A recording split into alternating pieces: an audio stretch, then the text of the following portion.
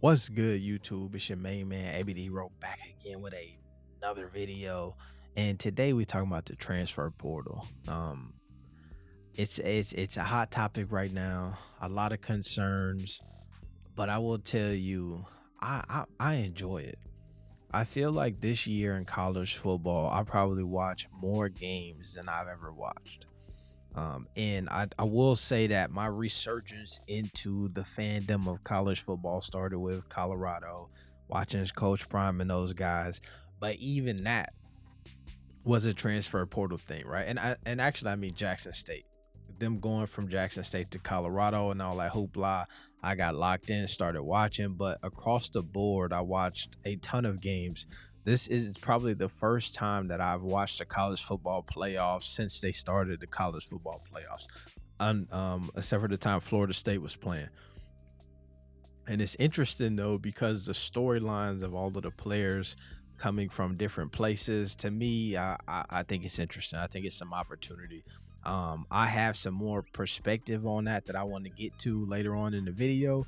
But what I want to do is play some sound bites from some folks talking about the portal and kind of discuss that. And then I'll tell you why I think the portal is a good idea. And for me, I think it's obviously beneficial and it's entertaining for me to watch. And it's also beneficial for players to have that freedom and opportunity to move around.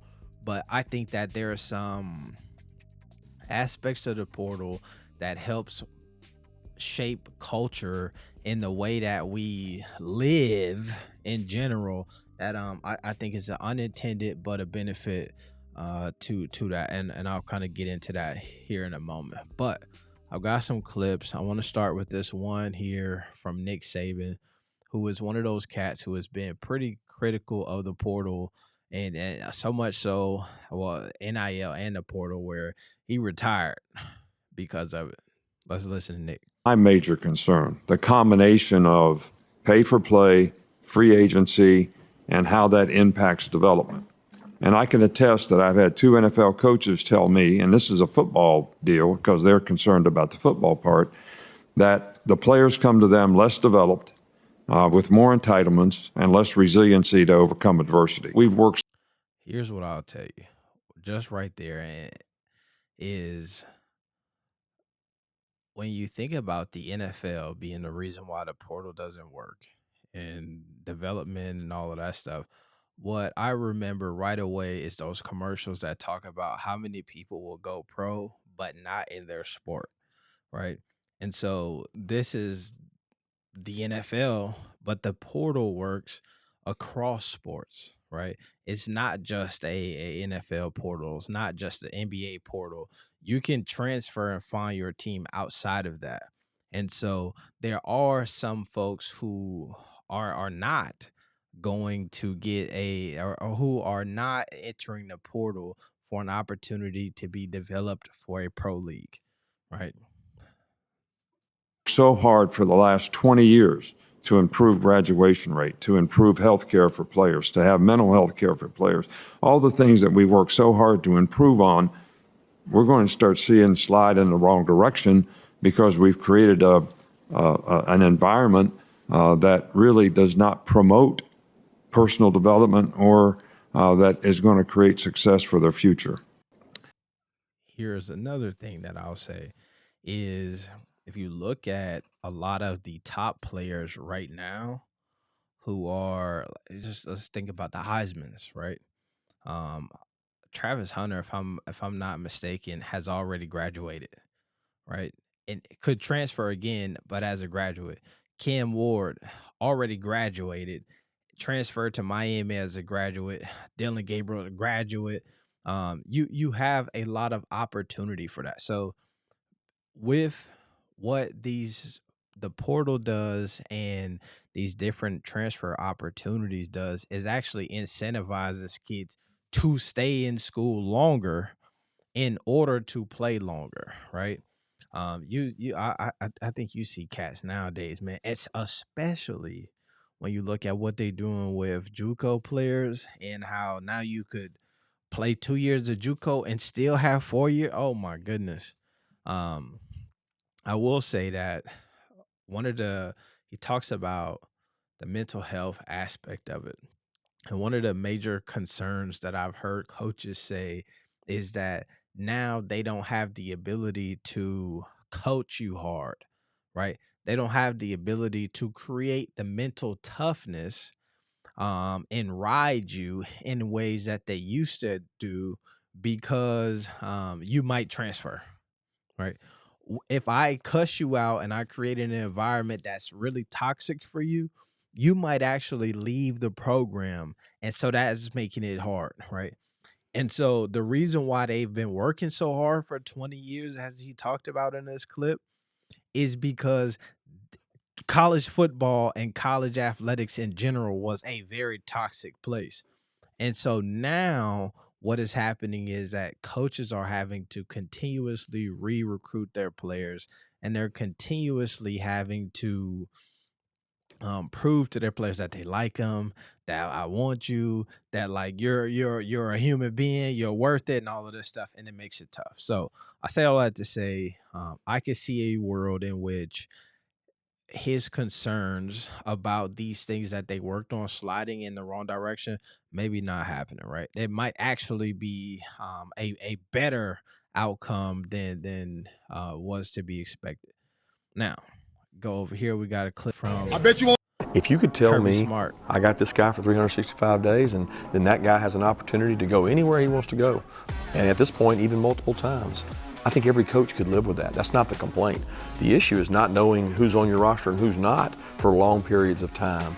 That's tough. That makes it hard to develop a team, to develop toughness, to develop a roster, and to be honest with you, for the players to become the best players they can be. I can't tell you how many kids I've seen go through the psychological, the toughest thing for them is trying to figure out, should I be here or should I be there?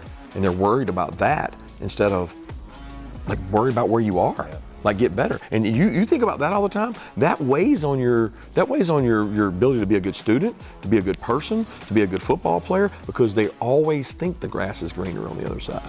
If you He gave you some game right there. Um, I will say I agree. It is pretty difficult.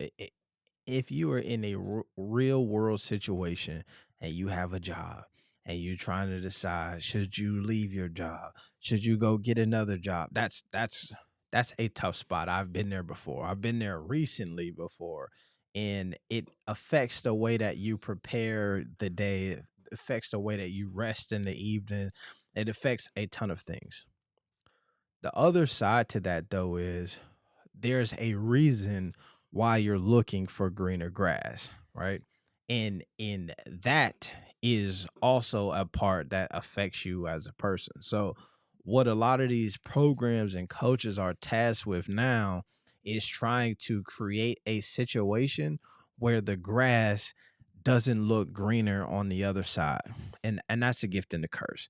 And that actually becomes really tough for the coaches to do, because sometimes like there's really nothing you could do about it, right? I was watching a clip from Urban Meyer. He was interviewing somebody. And, Urban Meyer was back at Utah and all this. If you at one of these Mac schools or Mountain West and you have a good season, 9 times out of 10, one of these Power Five conferences is coming to give you a bag somewhere, right? And so now you got to decide, do I want to go take that bag or not?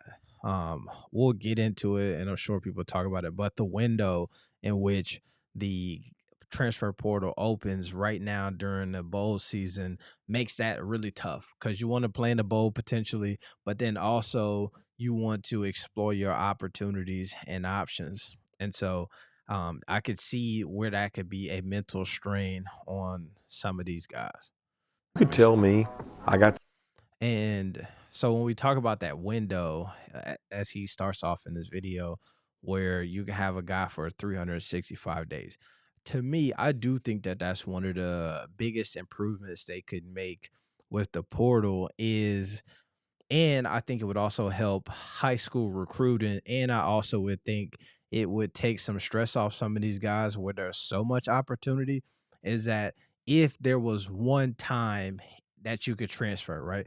So if you went through the season, went through spring practice, and then that summer you could be recruited and then go take a chance and then start somewhere off in the fall, right? Yes, you miss an opportunity to participate in spring ball, but you also have an opportunity to compete for a role or something at that time.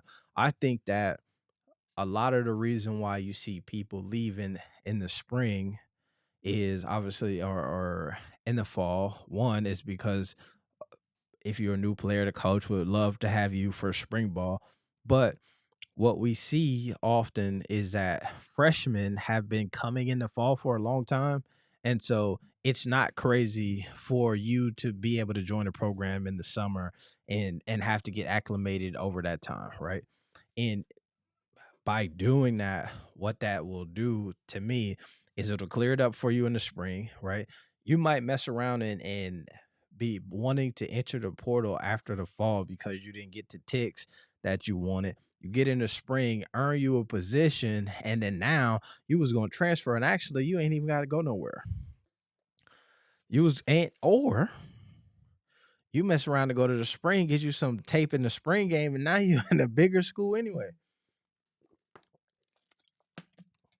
So I do think that there's could be some adjustments to the window, and that would give schools more time to hold on to you, nurture you, build relationship, develop you, and then you get a better understanding, even if you like are one with this culture or not.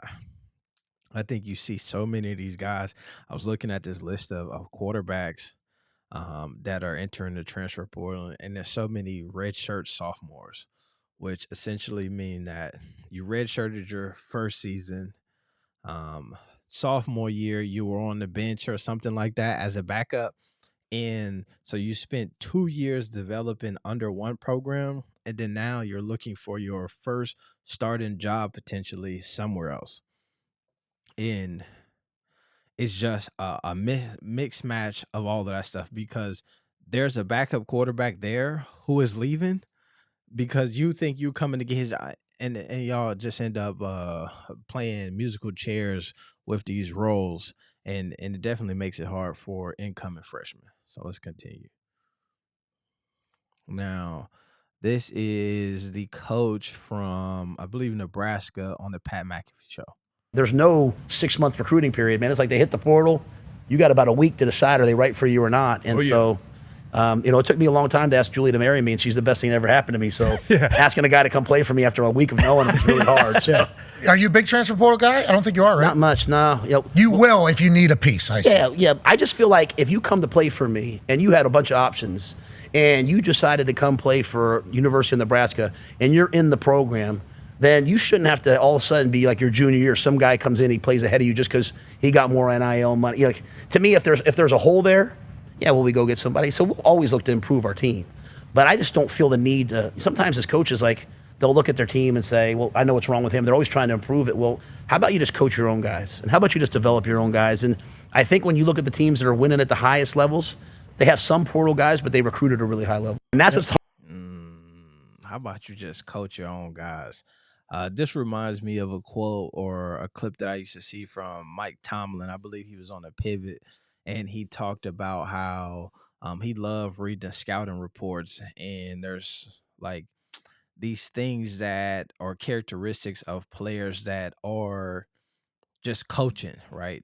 Doesn't know XYZ, don't know hand placement, needs better this, that. And he's like, oh, that's what I want. Like, I run to the opportunity to coach a person. And I believe that's kind of what he's saying here is that, like, you don't necessarily need to live and die in the portal if you're recruiting really well and you're developing folks and you're nurturing those relationships in ways that they want to stay.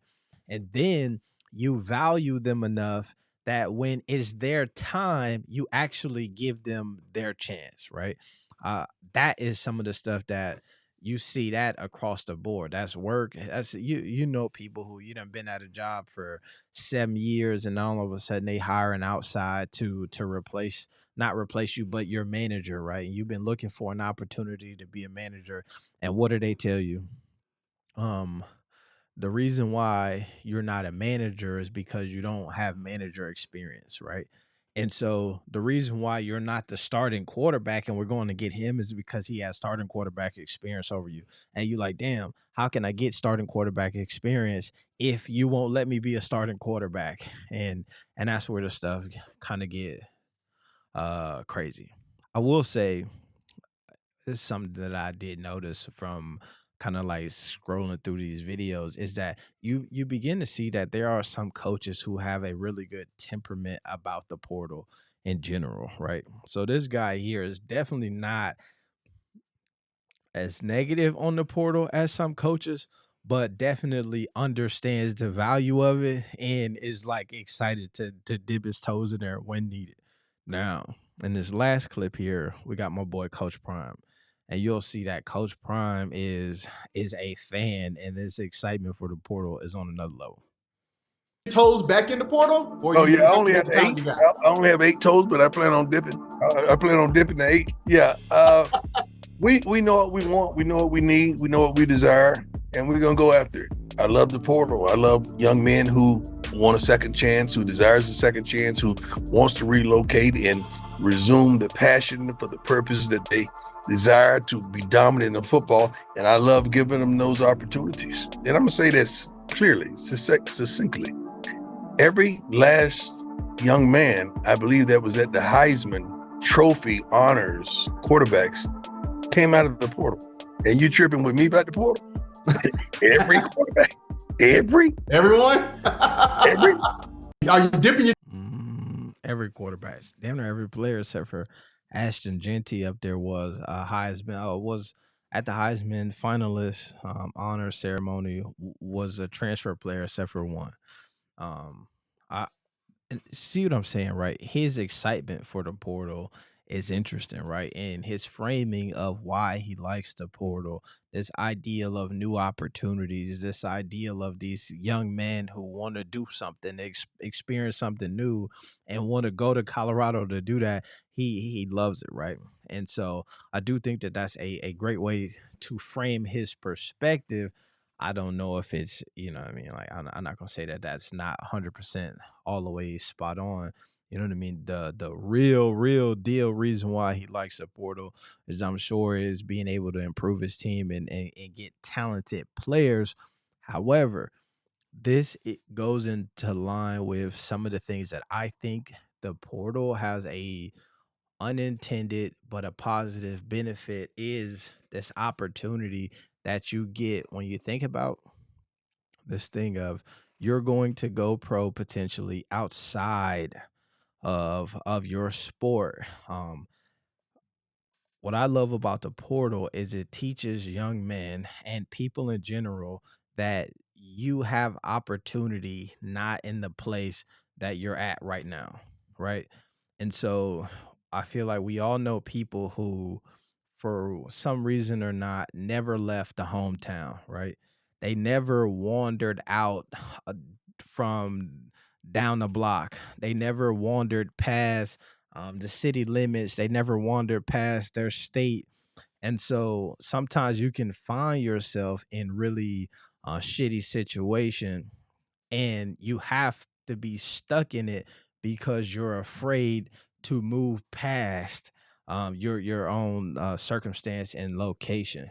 And so I do think that as a former college football player, one of the things that opened my eyes to how big the world was is that I left Florida, Tallahassee, Florida, and went to school in Kansas, and then went to school in Iowa. And that I was like, if I could do Kansas, I could do Iowa. And when after I did Iowa, I was like, I don't need to go back to Florida. I took a job somewhere in Indiana. And so it really showed me that there's opportunity for me outside of my neighborhood, outside of the city that I'm in. And so I think that you see that from a lot of guys, right? I know guys who left South Florida, went to Iowa, and is still in Iowa, right? Um, and I know, so we all know that. If you know some athletes, you know people who do that and they relocate to the areas that they do. And so with that same thing, we all know the people who never left the block. And so I think that the transfer portal opens that door up even more because you might get recruited from Georgia to Southern California, and once Southern California don't work out, you might end up in Idaho, and you realize Idaho ain't that crazy. If I can make it in Georgia, I can make it in Southern Cal, and I can make it in Idaho. I probably can make it anywhere. And then as you transition into the workforce, what you'll begin to see is that, yes, there's opportunities here, but maybe there's an opportunity in Texas. And so now you from Idaho and you in Texas. And once that runs its course, maybe there's an opportunity in Seattle. It just kind of changes the way that you think about where home is for you and what are the environments that you can live in. Like, I know people from Florida who feel like Indiana is too cold and they could never live here. I probably would have felt that way for sure had I not went to school in Kansas and then went to school in Iowa. And so I think that that's one big thing. What I also think that that helps people see is, especially the transfer portal, is opportunity, right? All right, let me say that the transfer portal to me shapes this thing that happens in collegiate sports, and where we are waiting on opportunity, which most of the time is for the person who's in front of you to get hurt, right? um my opportunity, I'm here, I'm stuck here, I'm going to this school 4 years, you're in front of me. The only opportunity that I have is one day you're going to get hurt and it's going to be next man up, and then I'm going to step in and then and hopefully get a W, hopefully play well enough that when you're not hurt anymore, I can have the spot and then you'll be my backup. I think that the transfer portal changes that because now when I get my opportunity, I'm not just playing for your spot. I'm playing for my spot. Might not be here, but it's my spot somewhere, right? That opportunity is there, right? And so it also then creates space for you to not be so afraid of me getting an opportunity, because if you really care about me, when I jump in, I'm not taking your spot, bro. I'm trying to earn something. I'm trying to get some tape. And so I think that it just creates that spot, right? It's a different perspective on the way that we look at competition. And then we start to see that, you know what? Um, Let me help you get better because, yes, like I know you want to play. There's some deficiencies in your game. I see it. I'm a starter. I'm gonna help you get up a little bit better, and then not so you can just take my spot, but so you can go get your own spot, right? I'd love for one day me to see you on the other side and we playing against each other as starters or all Americans or all conferences. I think that it shapes that, um it changes the perspective and shapes those relationships in a more positive way. And I think that my hope is that as we talk about this again, that people will consistently go pro in something other than college sports. That when they get into the workforce, they have the same perspective on helping the next person, right? So you're at the job and we're both not competing for the management role, right? We're both elevating our skill sets because we know that there's opportunity outside of these four walls available for us. And so I am not trying to stifle your career or stop you or hold you back. What I am attempting to do is build you up and create space for you to grow and be great because you deserve an opportunity, even if it's not here. I don't think that that's the perspective that a lot of people have, but I think that over time that will be something that will find itself permeating through culture, and I think that that starts with the transfer portal. because sports is so influential on all of the things that we do. When you go to a job, you get into a career, you will hear competitiveness come up oftentimes. You will hear people treat you a certain way because they want that spot. Next, man, all of the lingo and the catchphrases that they use for years and years in athletics, you'll hear those in the workforce, and some of those are detrimental to not only you but your career and your family's well-being and all of that stuff. So I think that it just changes the way that we look at all of that stuff. And so that's my video, man. It's your main man, AB the Hero. I appreciate y'all tapping in and tuning in. We coming back with some new stuff, man. Make sure you locked in. We out. Peace. Be the hero. No, not peace. Plus one. Triple B's. We out.